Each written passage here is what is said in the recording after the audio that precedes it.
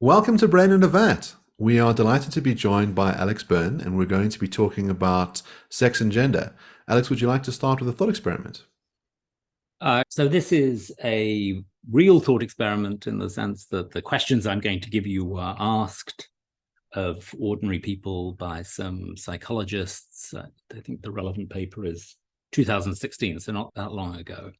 Okay, so the first question is about reincarnation. So let's pretend that reincarnation happens. And further, you have a choice of what sex to be in your next life. So what would you choose? I would switch just because I think it would be interesting to know what it would be like. And Jason? I think I'd stick. So then the next question is, how many of the participants chose Mark's answer, would you say? I'm willing to guess that it was similar to this sample size of two, that half the people were willing to switch. I'd say 40% switched. It was 30%. What if you could switch sexes for one day with nobody knowing, and at the end of the day, you switch back? Would you take that opportunity? I would. The commitment of a lifetime, as Mark says, is too much. Okay. But the commitment for a day, let's say I would to do it alone in my living room and no one knew, no commitment involved, and assuming it's reversible, I think I would do it, and I think most people would be curious enough to do it. So I'd say and obviously 80 to 90% would say yes. Mark, do you have an estimated figure for the number of people in this particular study who said that they would do it for a day? Yeah, I would think that given the lack of serious commitment, that the numbers would go up quite significantly. It was 67% for the day, so 30% for the lifetime, 67% for the day. Here's another perhaps more interesting question. Did these percentages significantly differ between men and women? My guess would be that men would be less likely to do it. Right. Women would be more likely. That's my guess. Isn't the obvious answer that women would be upgrading so that it makes sense for them to make the change? In fact, there wasn't a significant difference. And people were asked, why did you choose as you did? Why did you choose to switch? And people often gave answers very much like Mark's, that, it would just be interesting. I'm curious. What would it be like to live as the other sex? And this is relevant because some people think that by questions such as these, you can bring out or expose the fact that everyone has a gender identity thought of as some deep fundamental attachment to being a certain sex. And indeed, some people have thought if you ask these questions, then almost nobody will want to switch, which just indicates the very deep attachment we have to our sex selves, if you like. It's a bit like, suppose I was asked, I have a son, Griffin. Suppose I was asked, okay, so there's reincarnation, and I have to select my son in the next life. It could be Griffin, or it could be someone else. Either way, Griffin is around in the next life. The question is whether he is like Fred's son or my son. And I think I would automatically go for Griffin. I think, it would be utterly miserable in a way, or bad, if I lived my next life with another son, not Griffin. Offered the choice, I would much prefer Griffin. And that's a way of bringing out the extreme, perhaps irrational attachment I have to Griffin the person. And some people think it's somewhat analogous for gender identity. But at any rate, the point is that by this test, if you actually ask people the appropriate questions, they don't seem to give the answer that the fans of gender identity would predict. So let's explore this position that the gender identity proponent has. So I'm going to try and defend it. It's not my view, but I'm going to try. Okay, so the view is that gender is intrinsically very important to someone. It's crucial to who they are. It's not just their gender identity, but formative of their general identity, so much so that they would not want to change it because it's who they are. Yeah. Perhaps one way of them arguing is that there's a problem with the thought experiment, at least in the case where you're changing for a day privately. The reincarnation case is more interesting, but at least in the case where you're changing for a day privately, people don't know about the change. And they might say that gender and sex are socially constructed. And so in order for it to really be the change, it would need to be acknowledged by the people around you. And the people around you would need to see that you've changed your gender and sex and acknowledge you as this new gender or sex. And only then have you actually changed. And so when you change privately in your living room, you haven't actually changed. And that's why we don't mind doing so. So there are a number of bits of terminology there that perhaps we could talk about at some point. One is this tricky word gender, another is the idea of social construction. But if we suppose that recognition by others is crucial for you to, let's say, be a man or a woman in the first place, you couldn't be a woman stuck alone on some desert island with no one to recognize you as a woman and no associated gendered practices which treat men and women differently or something like that. Maybe it's a bit like you couldn't be a wife on some desert island. In order to be a wife, you have to have a husband. And indeed, it can't just be the two of you. There has to be some significant society with the social practice of marriage. If it was like that, couldn't we get around it by saying it's not just that everything goes on privately in your living room, but you stride out into the world as a woman and you're recognized as a woman, treated as a woman.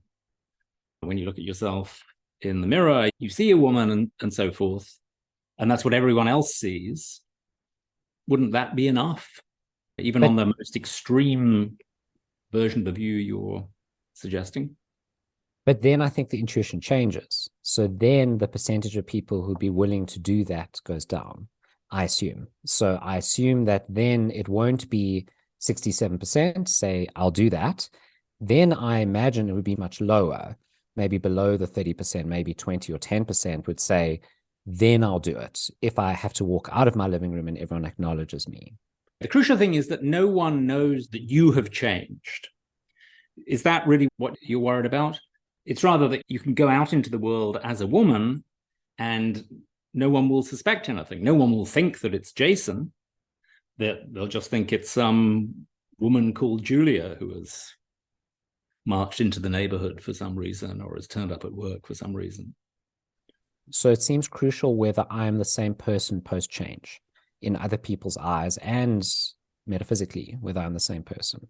So is it that I leave my apartment door and my neighbor forms the thought there is a new person or a guest living in Jason's apartment? Or does my neighbor form the thought Jason has changed into a woman now? Jason's now Julia.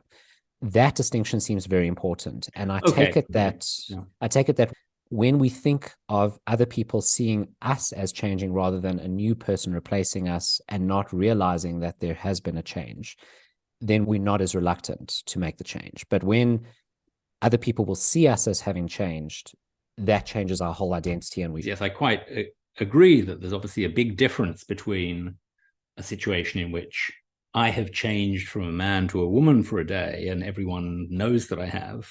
It's like scratching their heads, wondering if I'll change back or how to react to me and so on. And a situation in which I change, but no one notices it. I think the idea, and I'm pretty sure this is the way people who were asked the question interpreted it, is that it's really a third option. It's neither of the first two options you mentioned. In the day case, you've been turned into Julia, and like your neighbor doesn't notice you leaving your apartment or anything like that. Okay, so now you're Julia, you just take the subway into the big city, walk around, go to the stores, have dinner, strike up conversations with people on the bus or something like that, or maybe go to a woman's spa or whatever. And there's just no question that anyone will think either that this is Jason or that, oh, there's some strange woman living in Jason's apartment. So I got a couple of thoughts. The one is, it seems like people's preferences for changing sex shift depending on a couple of contextual factors. The one is, can I don it on like a disguise or as an experiment temporarily, in which case people seem more keen to try that out. I would imagine that if you said to someone, right now, would you change your sex? We'll give you an operation, you will change sex. And it's not reversible. It is what it is in the real world. then that number dips dramatically, because it comes with a sense of maybe my past current identity ceases to exist. Mark will be no more. Mary will be birthed. This might have a strong effect on my relationships, and other people will view me. Some people might have a preference for that change, so they would like to be Maria, and so this is an opportunity to become Maria. Also seems to me that there's a difference between someone who wants to appear to the world as their opposite sex for some kind of reason. So you can imagine someone who passes. There's a case of I think it's a French woman who dressed up like a man to blend in during the Second World War with men. She wanted to pass as a man, not because she saw herself as a man or saw herself as trans, but that it was a useful disguise. And it seems like that person hasn't changed their sex, but is viewed as if they had, and that seems like a different kind of category. So I wonder what you think's going on in, let's say, the person who hasn't changed their internal beliefs about themselves, but wants others to change their beliefs about who they are, versus someone who has, let's say, an internal belief that doesn't accord with how they're externally perceived, and therefore wants to undergo some kind of procedure to change that, and whether it's possible for them to have the change, either in terms of sex or gender. Yeah, so on the first kind of case, of course, you're right that there have been many cases, typically of women living as men for employment opportunities, often, or alternatively, romantic opportunities. So in the 19th century, there were these two lesbians couldn't get married. There was this phenomenon known as female husbands, where two lesbians would get married, but one of them would be playing the role of a man, fooling everyone. It's not particularly plausible, at least in many of these cases, that the female husband had gender dysphoria in the medical sense, like profound distress at one's sexed body and social expectations, but rather that it's just a case of a lesbian who loves another woman, wants to get married, and the only possibility of doing that is to fool everyone into thinking that you're a man. Another very famous case also from the 19th century is the British Army surgeon James Barry, who was born Margaret Ann Bulkley. And this was at a time when women could not be admitted to medical school. So she went to medical school as James Barry and did extremely well as a doctor and rose to a position of prominence in the army as some kind of medical surgeon and traveled all over the world. It's clear to the authors that Barry did this just for the employment opportunities, and then her sex was discovered only posthumously.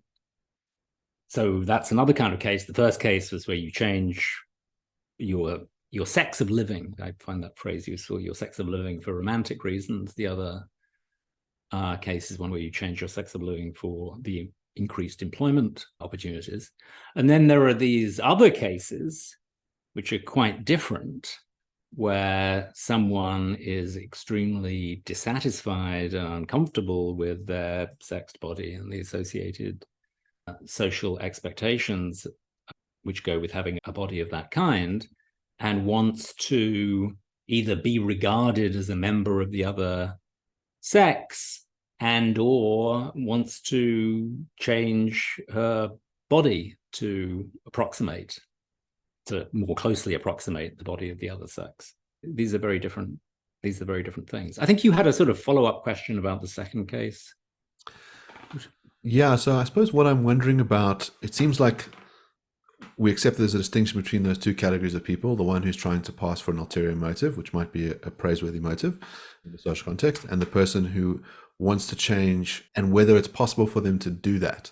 So it seems like there's a couple of ways in which it could go. The one is the term that now seems to have fallen out of vogue, but strikes me as one that's still useful to talk about, is someone who's transsexual.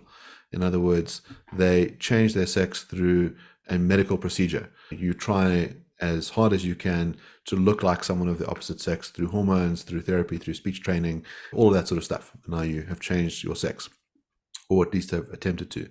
And then the other one would be, let's say, the transgender case, where I say, well, it's not actually about changing your sex. Sex and gender are different things. And I can, as someone who is male, proclaim myself a woman. And maybe I need to conform to whatever the beliefs are in my society about what women do. So I need to start pushing a pram or being kind to people or whatever social attitudes you think stick with a woman. But I don't need to change my appearance, and I don't need to change any of my hormones to do this. I can just, through the act of proclamation, say I have changed. Yeah, there's certainly a distinction there. I completely agree that transsexual is a very useful word. I don't want to encourage its continued fall into disuse, so I'm very happy using it. But I wonder if there's that much of a difference between the two cases that you describe. If we agree that the starting position in both cases is that the person is, you might disagree with this, but for the sake of the argument, let's just agree that the starting position, the initial position in both cases, is that the person is a man and is male. And now there's the end state. What are we aiming for? We're aiming in both cases to turn from a man into a woman. And you've just got two theories of how you can do that. So one is, if you have a certain kind of surgery and take appropriate hormones, then that will do it. And then another theory is, if you act in a certain way or make certain sorts of proclamations or declarations, or maybe if you configure your psychology in a certain way, then that will do it. And those are just two theories of how you could affect the change. So can we knuckle you down to a position, though? Sure, yes. Can we try to get you to mast your place your flag on one of these polls? So what is your position on whether gender and sex are the same thing, and what is required for a transition, if a transition is possible at all? Okay, excellent. Of course, it all depends what you mean by gender. If you mean by gender the amount of masculinity and femininity found in a person, okay, if that's what you meant by gender, then of course sex and gender are distinct. But there's another sense of gender on which it just is a synonym for sex, i.e. male and female. And in that sense of gender, of course, sex and gender are one. They are not distinct at all. And I think that nothing but confusion comes from using gender in a sense other than the sex sense. So I think gender is actually a useful word. You should always use it to mean sex. It's useful because sex itself is ambiguous, of course, between getting it on and being male and female. And gender usefully disambiguates sex, because you can never use gender to mean getting it on, but you can use it to mean male and female. So you should always use it to mean male and female. Now, if you want to talk about something else, which people sometimes use the word gender, for example, gender identity, just use the word gender identity or the phrase gender identity. If you want to talk about masculinity and femininity, don't use the word gender, just talk about masculinity and femininity. If you want to talk about the social roles that males and females are expected to play in a certain society, don't talk about gender, use the phrase gender roles or something like that. So I think that's a policy that can only bring clarity to the discussion. Okay, so just on the issue of whether human beings could actually change sex. Now, of course, there are animals which can change sex, like the fabled clownfish, for example. They all start life as male, and then some of them can switch to female. No mammals do that. And the basic process, what has to happen in order for an animal to change sex, is quite well understood. Nothing like that happens in humans, obviously, just in the general course of nature. And present medical interventions don't come close to making that happen. So my answer is human beings, all mammals, do not and cannot change sex. Okay, so then what about woman and man and boy and girl? Okay, now my apparently controversial view, a necessary condition for being a woman is being female, and a necessary condition for being a man is being male. You can't be a man without being male. You can't be a woman without being female. Okay, so it just follows from that, given what I said earlier about it not being possible for human beings to change sex, that it's not possible to change from a woman to a man or vice versa. Which is, of course, not to say, it is by no means to say that people with gender dysphoria shouldn't transition. That would be like completely insane. The point of transitioning, or at least if we're talking about like old school transsexuals, the point of transitioning is to bring relief from the distress of gender dysphoria. And that can work even though you haven't literally changed sex or literally changed from being a man to a woman. So it's an interesting addendum, that, and it makes the view a bit more nuanced than I think maybe your critics suggest that your view is. I think a second question I have is, what would be involved? You said it's well known what is involved biologically in the clownfish changing sex. What would be involved for a human to change sex? What would be required? And you said one day we might be able to. What would be necessary?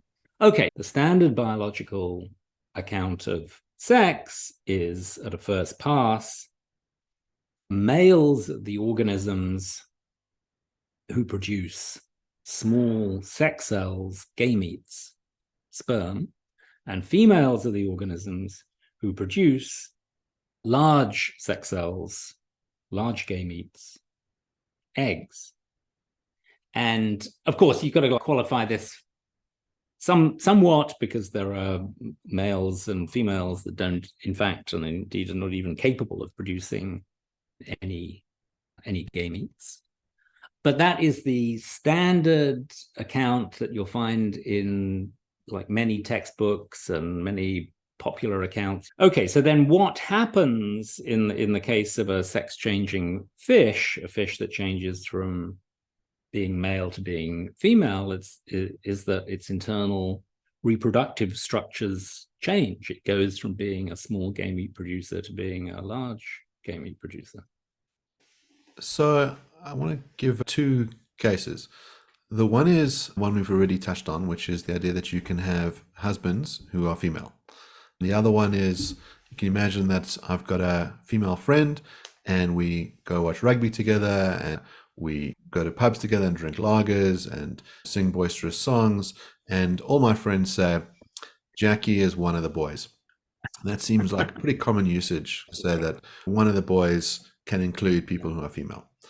Now, we might also say that the tendency with husband and boys is that most members of those labels are going to be males, but it's not necessary for the term.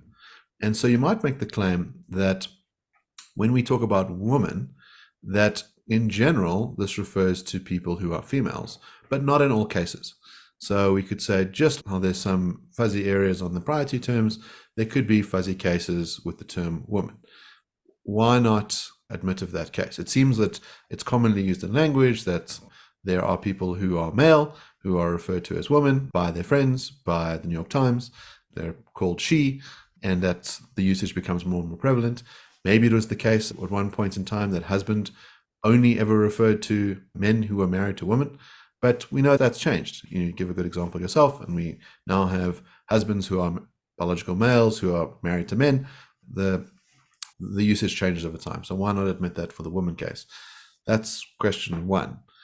Question two is a case that you give in one of your papers of a person who is born with, you become a fictional syndrome, which is complete asexual syndrome. So they have no gametes whatsoever, but over time they develop to look like a female. They develop breasts, they have the facial features of a female. Let's say they dress and behave like women do. Everybody assumes that they are both female and a woman. And your conclusion is that the correct thing to do would be to refer to this kind of person as a woman. once they are fully grown. Even though they don't have the biological traits of being a woman, we can assume that they don't have the X chromosome either. But for all practical purposes, they believe themselves to be a woman, they appear as a woman, they're treated like a woman, and you want to make the claim, we should include them in that category. So I wonder how you deal with both of those cases. Okay, very good. So on the first case, so you weren't thinking of a transgender person, you were just thinking of your friend, Julie, who goes out drinking with you, does various manly things, is treated as one of the boys. So, I don't know, maybe you have a stag night, and because Julie is just treated as one of the lads, you invite her to your stag night. She's okay, but then it would be very odd if you asked, if I asked you how many men were at your stag night. Suppose there were like 10 people at your stag night, and I asked you how many men, if I asked you, were only men at your stag night? Of course, the answer is no, this is Julie, who's a woman. There's no like context in which you could point to Julie and say, truly, she is a man, even in the, unless it was like clear that you just meant she's an honorary man, or for the purposes of this party or something, she's a man. So I'm not, or again, if you ask Julie afterwards or something when she come back from the stag night, was there like any sense last night in which you actually were a man or something like that? Or suppose someone had suppose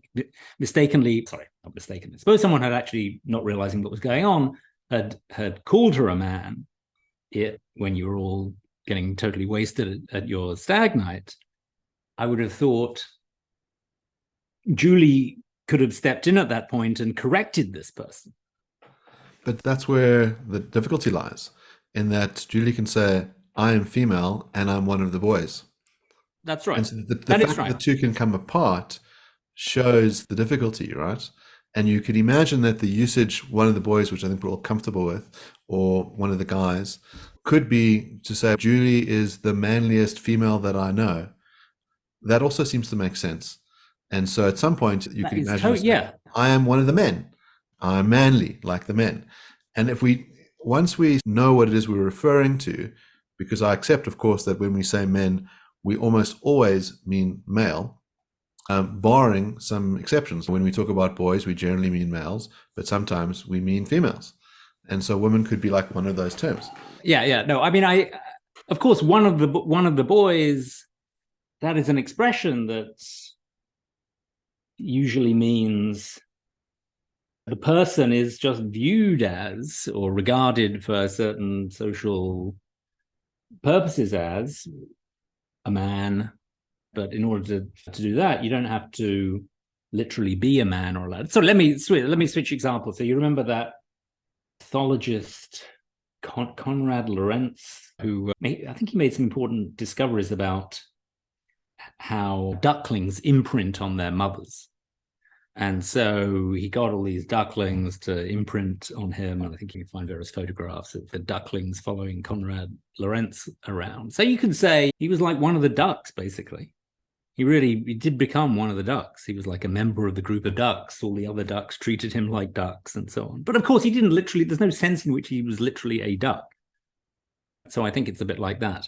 Let me just switch to the other example. So this was in the context of a potential counterexample to the thesis that to be a woman is just to be an adult female of our species, an adult human female.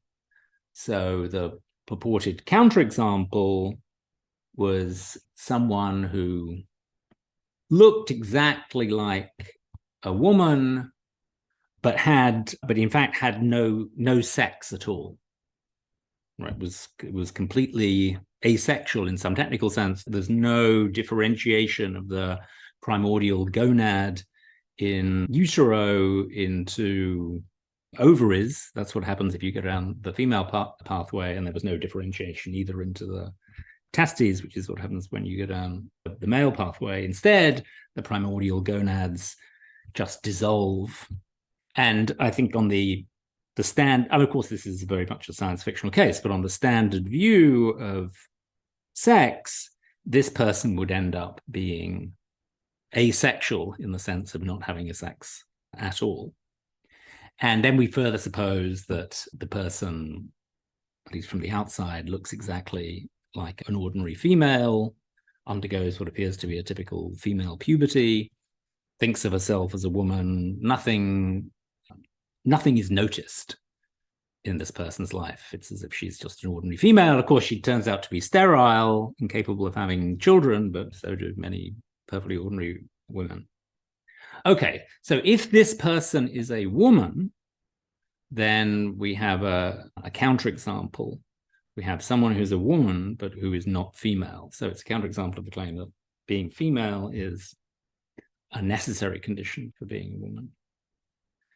And so on my official view, this person is not a woman, right? Is actually not a woman. I think you said maybe on my view that she was. Of course, this is another way of bringing out the point that these metaphysical claims about what it is to be a woman or a man should be sharply separated from claims about how people should be treated or how society should be organized. Because in the case, let's just suppose for the sake of the argument that this complete asexual person is not a woman, obviously it would be crazy to argue that this person should not be treated in every way as a woman. That would just be like nuts. So in fact, you could even use that example to show that these two things absolutely have to come apart in some cases. Sometimes a genuine woman should not be treated as a woman. Sometimes a genuine non-woman should be nonetheless treated as a woman. Anyway, yeah. So in the paper, I do two things, as I seem to recall. First of all, I try to explain away the intuition, if indeed you have such an intuition, that this person is a woman despite not being female. And I do that by basically saying, look, she's much closer to the stereotype of a woman. She's not at all close to the stereotype of a female, because as soon as you start bringing sex terms like female and male into the discussion, then, as it were, the mind naturally turns to genitalia, reproductive structures. And this person doesn't have female reproductive structures. But when you instead use terms like women, then the stereotype is somewhat different, and the complete asexual person fits the woman stereotype much better than she fits the human adult female stereotype, if you like, even though to me, being a woman and being an adult human female are the same thing. Anyway, that's the first point I make. And then the second point is that even if you thought that this person was a woman, this doesn't really take you any distance away from the general view that to be a woman is to be of a certain biological type. You just need to tweak the biological type of it. It doesn't move you any closer, if you think the matter through, it doesn't move you any closer to the traditional view, often associated with Simone de Beauvoir, that to be a woman is to occupy a certain social position in a society. I want to float a position by you, and I'd like to know why you think this position is worse than your position. So the reason for floating this position is that I, along with probably every other Western human on this planet, come across a lot of little snippets on social media where someone is very loudly and proudly proclaiming something about gender or sex. Let's just limit the discussion to sex. There's lots of proponents now of the view that, similar to yours, I think, that a woman is an adult human female, and someone will proclaim that, and then someone else will stand up and proclaim that a woman is what they feel internally. It's a person who feels that they're a woman. Someone else will say that a woman is someone with a certain set of chromosomes. Another person will say a woman is X, Y, Z, whatever it is. Yeah. But My question is, why prefer one rather than the other definition? And so the view that I want to float is that sex is context dependent. So if you're going to a reproductive doctor who's trying to work out your best way of reproducing, it seems like the gametes that you produce are very important for that discussion. And if I was born into a body that produced sperm, no matter how many lifestyle changes I make, let's say I have surgery so that I have breasts, I have surgery so that I have a vagina, I have surgery so that I lose my Adam's apple, I have hormone replacements, and all of these steps to outwardly appear as a woman, and perhaps internally I also feel that I'm a woman. It seems that when I go to that reproductive doctor and I'm trying to work out whether I'm able to have children, it will be important that I'm the type of being that produces sperm, not the type of being that produces eggs. Right. And so in that context, your definition would be absolutely right. But in a different context, it might not be relevant. So in a different context, it seems irrelevant whether I produce sperm or not. If the context is, for example, if I'm going to in South Africa, we call it Home Affairs. I'm not sure what you call it in the UK. It's our government institution that hands out passports and IDs. Where I'm going to that office, it seems more relevant how I and the people around me identify me than whether I produce sperm or not, for whether I'm marked as male or female on my passport. And in another context, if I form a relationship with someone who sees me as female, who treats me as female, who may never have known that I was born into a body that produced sperm, it seems more relevant that my sex is female. So I'm suggesting that sex is a contextual concept, and that the account of sex depends on the context. And isn't that a better representation of how we as a society see sex than a firm view on whether sex is about the gametes that you produce, it's determined by the gametes that you produce, or sex is an internal sense, or sex is the body that you have outwardly? Surely all of these definitions are best within a context rather than best full stop.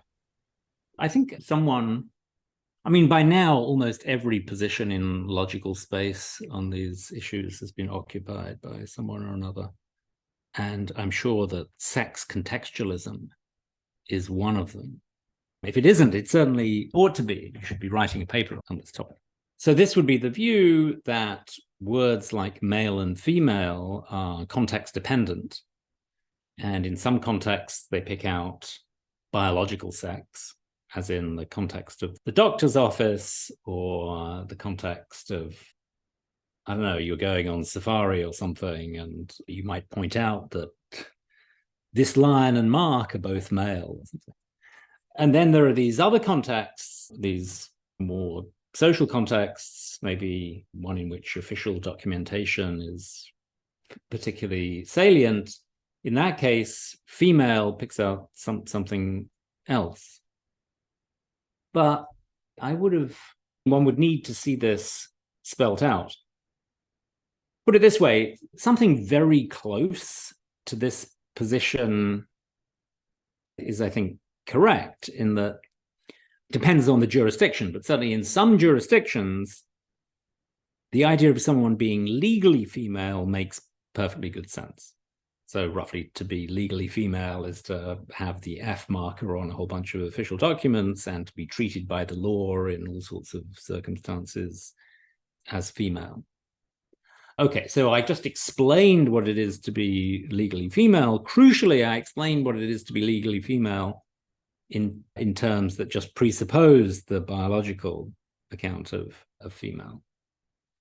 But I would have thought that if I'm legally female and I have an F on my driver's license, then in sort of normal context, the right thing to say is, actually, Alex isn't female, he's male, but for various reasons, he has become legally female.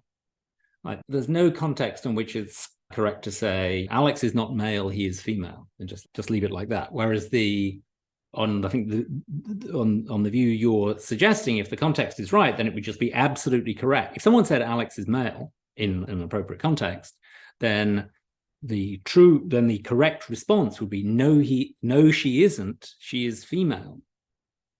And I'm offhand somewhat suspicious that there are such contexts. But yeah, I see this is a position that you could defend. Put it this way, this would not satisfy very many people, because if you don't want to say that a trans man is female, or if you want to say that let me put it another way. If you want to say that a trans man is male, you want to just be able to say that in every context. You don't want there to be contexts in which this trans man, or like Ellen Page, say Ellen Page is female. You don't want that to be true, like in any context. You want Ellen Page is male to be true in every context. And then further, on your proposal, there are going to be some contexts in which it's true to say that Alex is female, even though in this particular situation, I'm not transgender or transsexual or anything like that. I've just for some strange reason decided to disguise myself as a woman, or just to live as a woman for some kind of experiment, not to relieve gender. I'm not in any sense trans, but nonetheless, I've got an F on my driver's license and an F on my passport, and I've become legally female.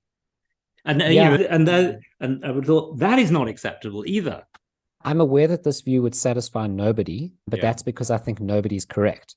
Yeah. So I feel like on every view of sex that I've come across, there's obvious counterexamples. But what is the obvious counter? Sorry to interrupt, but what is the obvious counterexample to my view on which male and female, just in any context? I don't think there's another sense of male and female on which, say, Ellen Page is male. So it just strikes me that your view won't capture our intuitions in certain cases. So the kind of cases that I have in mind are cases where someone has a very strong internal sense that they're a certain sex. I'm not saying that's coherent. Okay, so I'm not saying that that person has content to that feeling that I can clearly explicate. And I think the critics of that view are strong. The criticisms are strong. So when, let's say, I have the strong internal feeling that I'm a woman and I express that, I think you can validly, or I think you can soundly criticize that by saying something like, so what do you mean? You have the sense that you're a woman, and I don't think I'd be able to give a good answer. But nevertheless, it feels like there's something going on there that isn't well explained by your view. It also seems to me like in certain contexts, we just don't think gametes are what matter. I think on your view, sex is discovered, right? It was discovered when we discovered gametes. Before we knew about gametes, we hadn't discovered what sex was. And that's weird to me.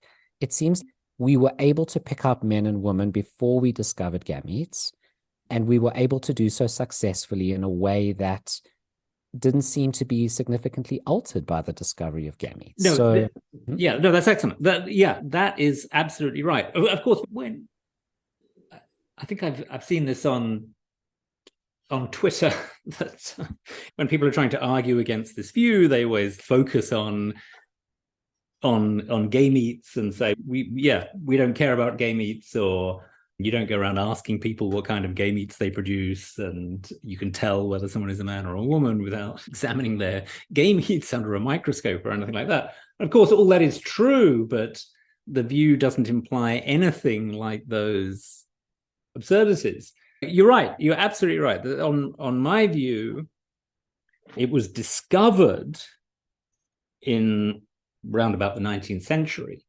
that there's this constitutive connection between being male and producing small gametes and being female and producing large gametes, and it's a little bit tricky to spell out exactly what the connection is. But at any rate, we discovered something about the essence of maleness and femaleness around the 19th century.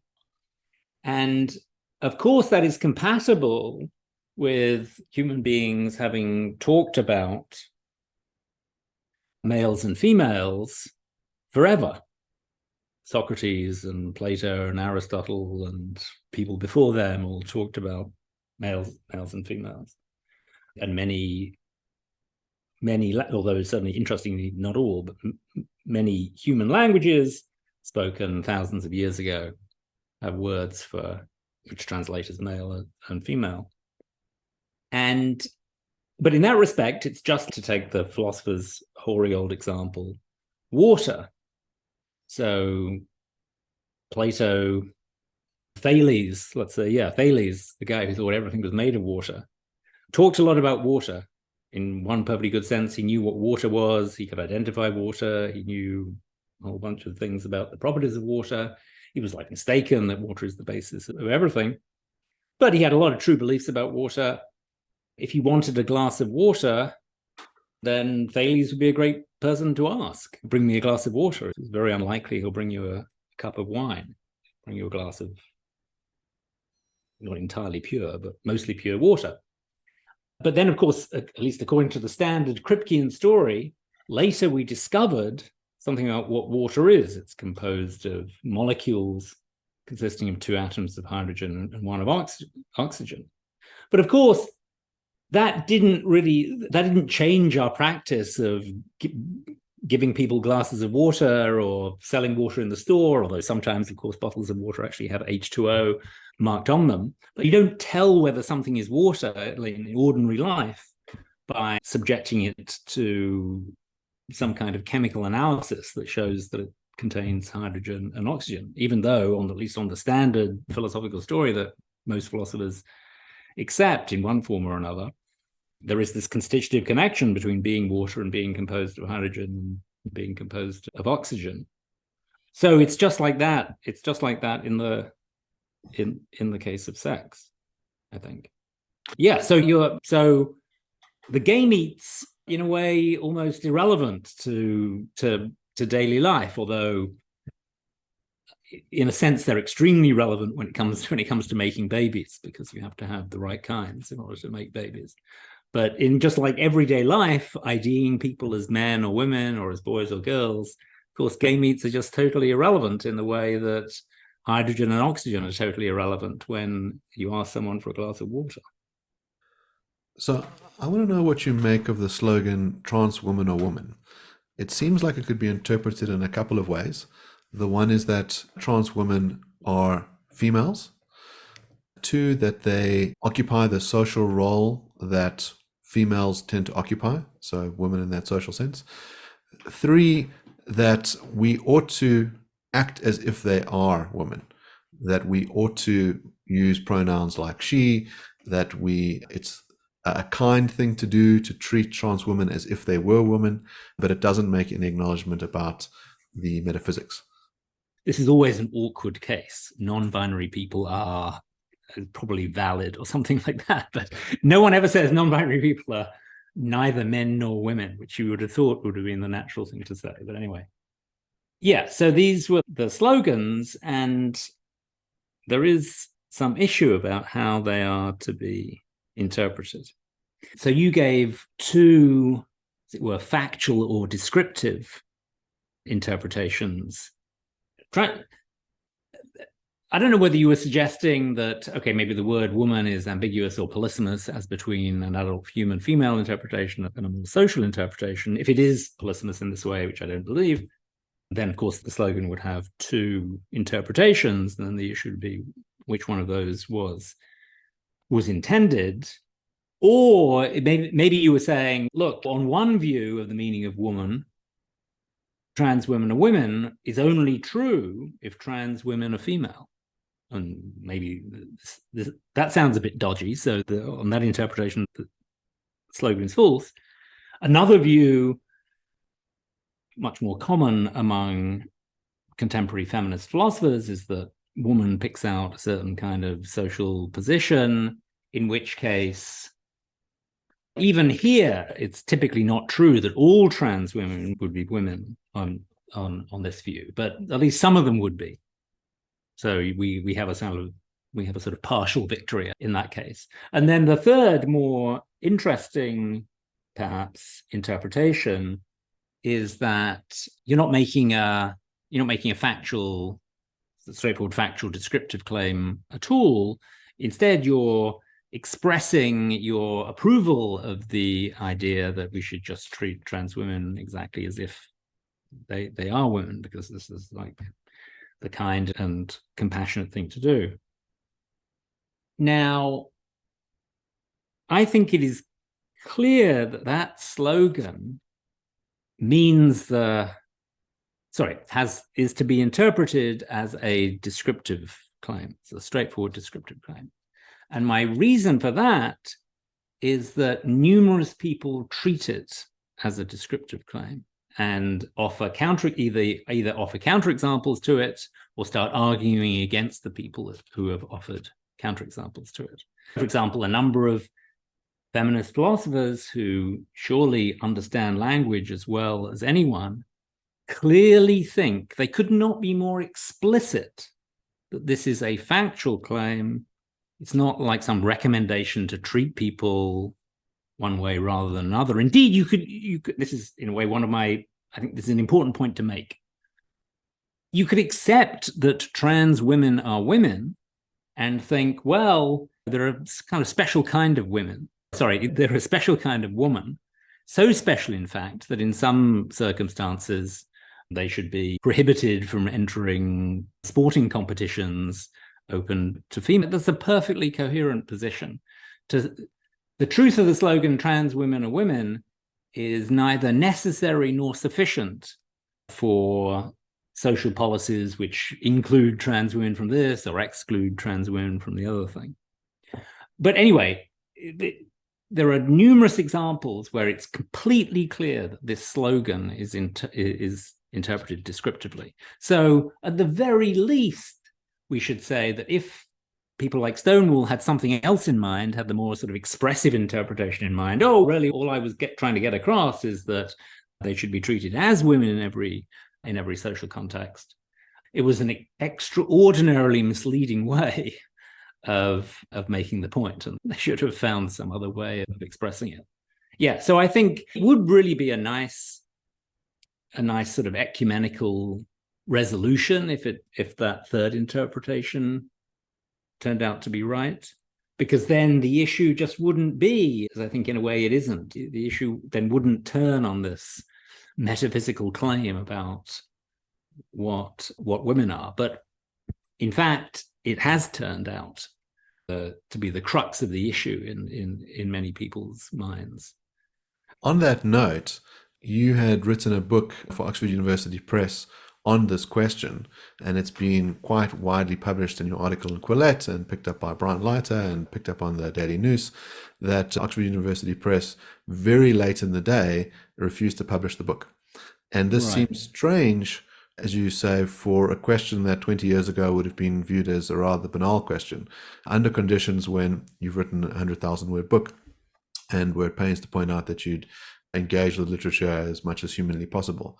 Can you give us a bit of a sense of how that controversy is playing out and what your sense is of the philosophical landscape? It worries me that certain ideas are viewed as being unpublishable when they are written in a manner that abides by all the usual academic norms. And the question is, if this is unpublishable, what's next? What are the other ideas that we can say are beyond the pale and no one should tolerate? Yeah, for a start, I should just clarify that the book, there's one chapter of the book which is about the most important question of the age, what is a woman? But there are other chapters about gender identity and sex and gender and the true self and patriarchy and sex differences and so on.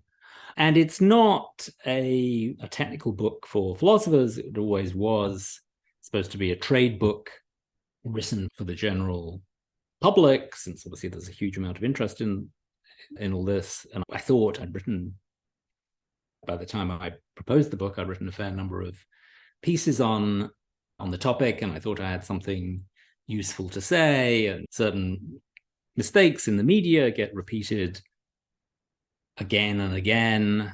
And if philosophers are good at anything, it's making the appropriate distinctions and being clear.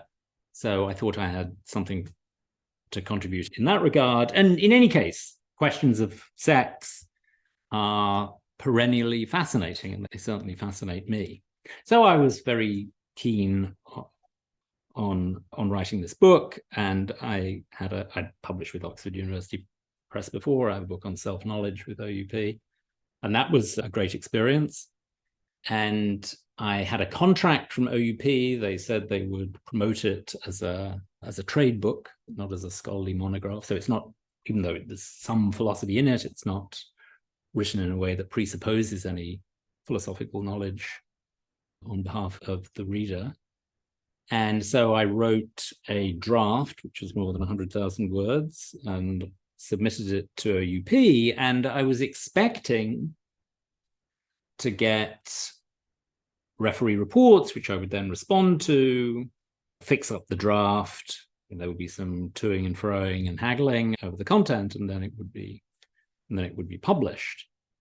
And as you said, OUP decided not to publish it. And the official reason given was that it didn't treat the subject in a suitably respectful and serious way. And this was, you will see when the book comes out whether I treat the subject in a suitably respectful and serious way. But I think I suspect that they gave that as a reason because it's very hard to push back against, because it's a reason that this is my impression of the whole book. It doesn't really treat the subject in a sufficiently respectful way. There's nothing you can fix up. Whereas if they had said, I think the argument in the woman chapter for the claim that to be a woman is to be an adult human female is like fatally flawed, as this referee has pointed out, then of course you can always go back and fix things up and change the argument or change the conclusion or whatever. So they didn't say anything about the argumentative content of the book or the claims that were made in the book or anything like that. Instead, it was all about tone. And my editor at OUP had made some useful suggestions. The irony is my editor at OUP had made some often quite useful suggestions about tone, very minor things, really very minor things, nothing serious. When I sent over an early version of the introduction of the first chapter. Those are the two chapters where there might be some issues of tone. The first chapter talks about Kathleen Stock a lot and her treatment at the hands of her fellow philosophers.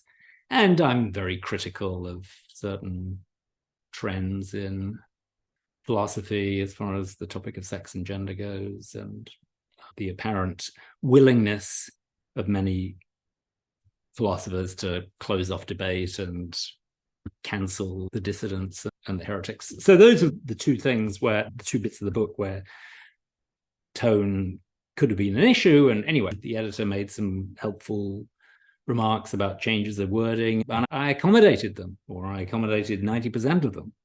I was very happy to do that. I realized that in some places I probably was over-editorializing and letting my own opinions come through rather than letting the words of my opponents speak for themselves. And it's often much more effective just to give your opponents enough rope to hang themselves with rather than jumping in explicitly condemning them. So I'd already shown myself more than willing to make adjustments, but still it was no use. And that came on the heels of Holly Lawford-Smith's troubles with Oxford University Press. There was a big fuss over her first book.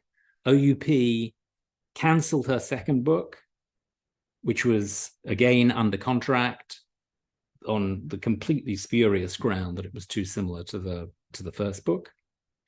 And now OUP is publishing her second book, but that was only because Holly appealed to the UK's Free Speech Union, and they threatened OUP, and now OUP is publishing the book. This is ridiculous. Have you ever heard of such a thing? A university press essentially being forced to publish an academic's book. And then there are various other things that I detail in the Quillette essay. Oh, I should say, and you could always link to this in the show notes, a pseudonymous philosopher at Oxford University wrote a follow-up piece for Quillette after this 500 comment thread appeared on Daily News about my about my book cancellation. That I thought was a very good article, made some excellent points. One point the author made was that the subsequent discussion on the philosophy blogs after I wrote that article was all about me. It was not about Holly at all, or hardly. Holly was mentioned just a handful of times, but really what happened to Holly was much worse than what happened to me. And in any case, it all worked out fine for me. I'm certainly not complaining. It was excellent publicity, in fact. There's nothing like a sort of soft cancellation to drum up interest in one's books. And my book, which is called Trouble with Gender, Sex Facts, Gender Fictions, is coming out in October to be published by Polity Press, which is a relatively small but very well regarded press in the UK. So it's certainly not about me. I'm not complaining. It's the serious issue is just the general climate in the profession, and in particular the fact that if you're a junior philosopher who's interested in these topics, and they are of like genuine interest, it's not some dry academic exercise like the correct axioms of mereology or something, but these are issues which affect the lives of many people, then you would be well advised to steer clear of this topic unless you could be absolutely sure that you will only come to the approved correct conclusions. So there are hardly any people working on this topic now who are arguing for faintly heterodox views, and it's just not surprising. But it's very disappointing, particularly given the general ethos in philosophy that everything is up for debate, anything can be questioned, sometimes the most deeply held assumptions turn out to be wrong.